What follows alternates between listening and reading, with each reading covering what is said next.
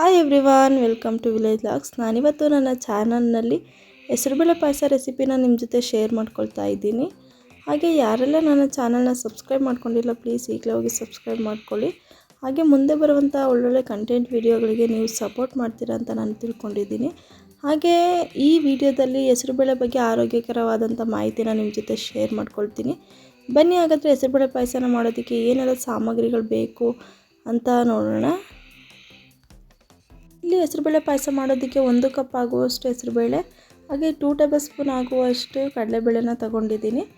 ಹಾಗೆ ಅದೇ ಕಪ್ಪಿನ ಅಳತೆಯಲ್ಲಿ 1 ಕಪ್ ಆಗುವಷ್ಟು ಬೆಲ್ಲ ಕೂಡ ತಗೊಂಡಿದ್ದೀನಿ. ಹಾಗೆ 2 ಟೇಬಲ್ ಸ್ಪೂನ್ ಆಗುವಷ್ಟು ಗೋಡಂಬಿ, 1 ಕಪ್ ಆಗುವಷ್ಟು ಹಾಲು, ಹಾಗೆ 5 ರಿಂದ 6 ಏಲಕ್ಕಿ, 2 ಟೇಬಲ್ ಸ್ಪೂನ್ ಆಗುವಷ್ಟು ತುಪ್ಪನ ತಗೊಂಡಿದ್ದೀನಿ. ಇಷ್ಟು ಸಾಮಗ್ರಿಗಳು ಇದ್ದರೂ ಸಾಕು, ರುಚಿಕರವಾದಂಥ ಹೆಸರುಬೇಳೆ ಪಾಯಸ ಆರೋಗ್ಯಕ್ಕೂ ತುಂಬಾ ಒಳ್ಳೆಯದು. ಈ ಚಳಿಗಾಲದಲ್ಲಂತೂ ನಮ್ಮ ಆರೋಗ್ಯಕ್ಕೆ ಹಾಗೂ ಚರ್ಮಕ್ಕೆ ತುಂಬಾ ಒಳ್ಳೆಯದು ಅಂತಲೇ ಹೇಳ್ಬೋದು. ಬನ್ನಿ ಹಾಗಾದರೆ ಹೆಸರುಬೇಳೆ ಪಾಯಸನ ಮಾಡೋದಕ್ಕೆ ನಾನಿಲ್ಲಿ ಒಂದು ಕುಕ್ಕರ್ನ ಇಟ್ಟು ಸ್ಟವ್ ಮೇಲೆ ನಾವು ತಗೊಂಡಿರುವಂಥ 1 ಕಪ್ ಹೆಸರುಬೇಳೆ ಹಾಗೂ ಕಡಲೆಬೇಳೆನ ಈ ರೀತಿ ಕುಕ್ಕರ್ಗೆ ಹಾಕಿ ಒಂದು 5 ನಿಮಿಷಗಳ ಕಾಲ ಫ್ರೈ ಮಾಡ್ಕೊಳ್ಬೇಕು. ಜಾಸ್ತಿ ಕಪ್ಪಾಗೋವರೆಗೂ ಬೇಡ, ಜಸ್ಟ್ ಬಿಸಿ ಆದರೆ ಸಾಕು.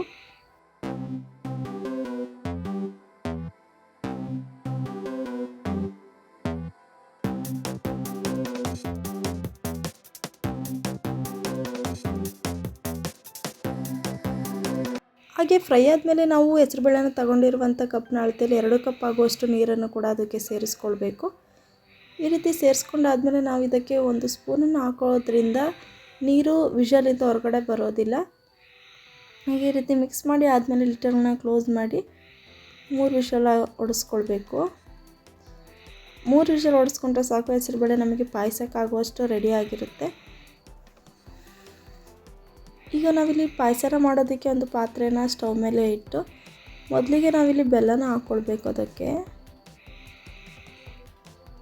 1 ಕಪ್ ಆಗೋಷ್ಟು ಬೆಲ್ಲನ ಹಾಕಿ ಈ ರೀತಿ ಪಾಕನ ಮಾಡ್ಕೊಳ್ಬೇಕು. ತೆಳುವಾದ ಪಾಕ ಆದರೂ ಕೂಡ ಸಾಕು, ಬೆಲ್ಲ ಕರಗುವಷ್ಟು. ಆನಂತರ ಇಲ್ಲಿ ನೋಡ್ತಾ ಇರ್ಬೋದು ಬೇಳೆ ಯಾವ ಹದದಲ್ಲಿ ಬೆಂದಿದೆ ಅಂತೇಳಿ. ಇಷ್ಟು ಬೆಂದಿದ್ರೆ ಸಾಕು.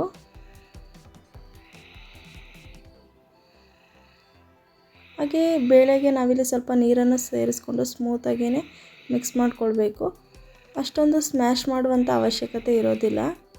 ಈ ರೀತಿ ಸ್ಮೂತಾಗಿ ಈ ರೀತಿ ನೀಟಾಗಿ ಮಿಕ್ಸ್ ಮಾಡ್ಕೊಂಡು ಆದಮೇಲೆ ನಾವಿಲ್ಲಿ ಕಾಯೋಕ್ಕಿಟ್ಟಿರುವಂಥ ಪಾಕಕ್ಕೆ ಸೇರಿಸ್ಕೊಳ್ಬೇಕು.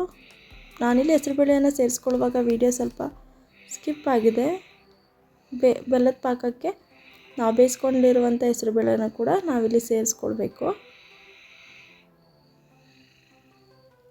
ಹಾಗೆ ನಾವು ತಗೊಂಡಿರುವಂಥ ಏಲಕ್ಕಿನೂ ಕೂಡ ಈ ರೀತಿ ಗೆಜ್ಜೆ ಹಾಕ್ಕೊಳ್ಬೇಕು. ಈ ರೀತಿ ನೀಟಾಗಿ ಮಿಕ್ಸ್ ಮಾಡಿಕೊಳ್ಬೇಕು ಹೆಸರು.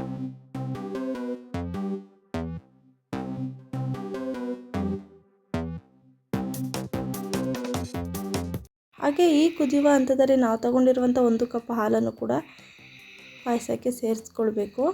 ಈ ರೀತಿ ಸೇರಿಸ್ಕೊಂಡಾದ್ಮೇಲೆ ನಿಧಾನಕ್ಕೆ ಸಿಮ್ನಲ್ಲೇ ಇಟ್ಟು ಮಿಕ್ಸ್ ಮಾಡಿಕೊಳ್ಬೇಕು.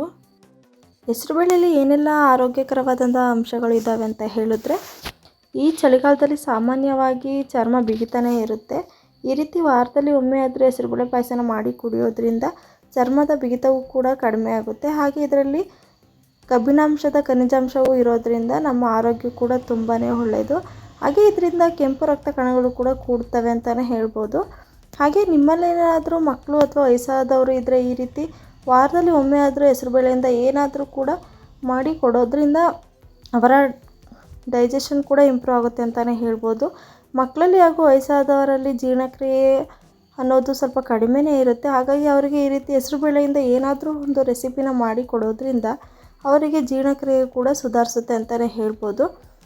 ಹಾಗೆ ಆಹಾರದಲ್ಲಿ ಜೀರ್ಣಗೊಂಡು ರಕ್ತದಲ್ಲಿ ಇನ್ಸುಲಿನ್ ಪ್ರಮಾಣವನ್ನು ಕೂಡ ಕಡಿಮೆ ಮಾಡುತ್ತೆ ಅಂತಲೇ ಹೇಳ್ಬೋದು.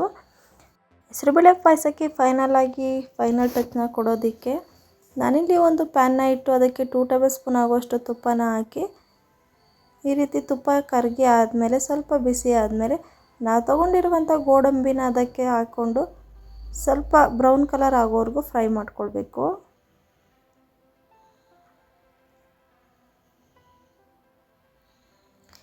ಹೆಸರುಬೇಳೆಯಿಂದ ನಮ್ಮ ಬಾಡಿಗೆ ಅತಿ ಹೆಚ್ಚು ಉಷ್ಣಾಂಶ ಇದ್ದರೂ ಕೂಡ ಅದನ್ನು ಕಂಟ್ರೋಲ್ ಮಾಡುವಂಥ ಶಕ್ತಿ ಹೆಸರುಬೇಳೆಯಲ್ಲಿದೆ ಅಂತಲೇ ಹೇಳ್ಬೋದು.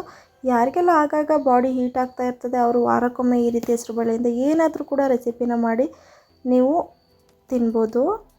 ಹಾಗೆ ಈ ರೀತಿ ಬ್ರೌನ್ ಕಲರ್ ಫ್ರೈ ಆದಮೇಲೆ ನಾವಿಲ್ಲಿ ಪಾಯಸಕ್ಕೆ ಡೈರೆಕ್ಟಾಗಿ ಈ ರೀತಿ ಹಾಕ್ಕೊಳ್ಬೇಕು. ನೋಡ್ತಾ ಇರ್ಬೋದು ಈಗ ಫೈನಲಾಗಿ ಹೆಸರುಬೇಳೆ ಪಾಯಸ ರೆಡಿಯಾಗಿದೆ.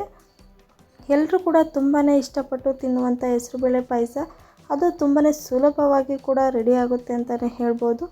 ನಾನು ಮಾಡೋ ಅಡುಗೆ ನಿಮಗೆ ಇಷ್ಟ ಆದರೆ ಪ್ಲೀಸ್ ಲೈಕ್ ಮಾಡಿ ಅಂತ ಹೇಳ್ತೀನಿ. Thank you for watching.